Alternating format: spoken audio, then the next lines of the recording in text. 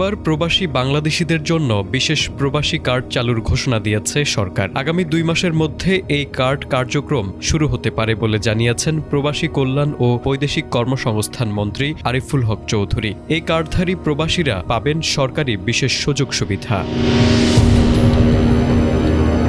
কার্ডধারী প্রবাসীরা দেশের বিমানবন্দরগুলোতে বিশেষ অগ্রাধিকার পাবেন। বিশেষ করে বিমানবন্দরে দ্রুত ইমিগ্রেশন সুবিধা তাদের ভোগান্তি অনেকাংশে কমিয়ে আনবে। এছাড়া প্রবাসীরা দেশে অবস্থানকালে তাদের জানমালের নিরাপত্তা এবং সম্পদের সুরক্ষা নিশ্চিত করতে সরকার বিশেষ নজর দেবে। যারা বেশি পরিমাণে রেমিট্যান্স পাঠাবেন তারা আনুপাতিক হারে বাড়তি সাপোর্ট বা সরকারি সহায়তা পাবেন বলে জানা গেছে।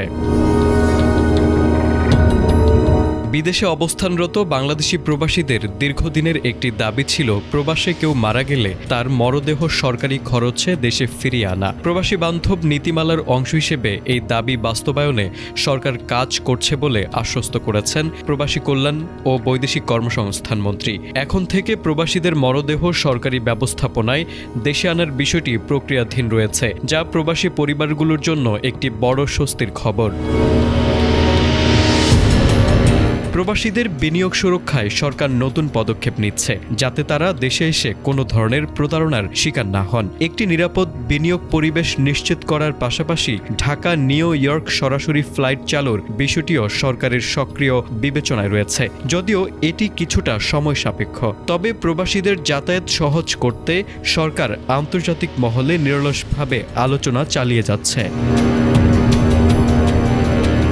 প্রবাসী কার্ডের জন্য আবেদনের পূর্ণাঙ্গ গাইডলাইন এখনও আনুষ্ঠানিকভাবে প্রকাশ করা হয়নি। তবে প্রাথমিক তথ্য অনুযায়ী এই কার্ড পেতে আবেদনকারীর বৈধ passport, NID card, BMET smart card এবং পাসপোর্ট সাইজের ছবি প্রয়োজন হতে পারে। সবচেয়ে গুরুত্বপূর্ণ শর্ত হিসেবে থাকতে পারে গত কয়েক মাসে বৈধ ব্যাংকিং চ্যানেল রেমিট্যান্স পাঠানোর প্রমাণ বা bank statement.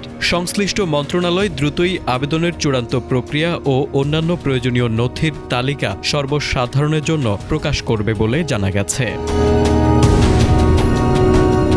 Tarique Aziz, ATN Bangla.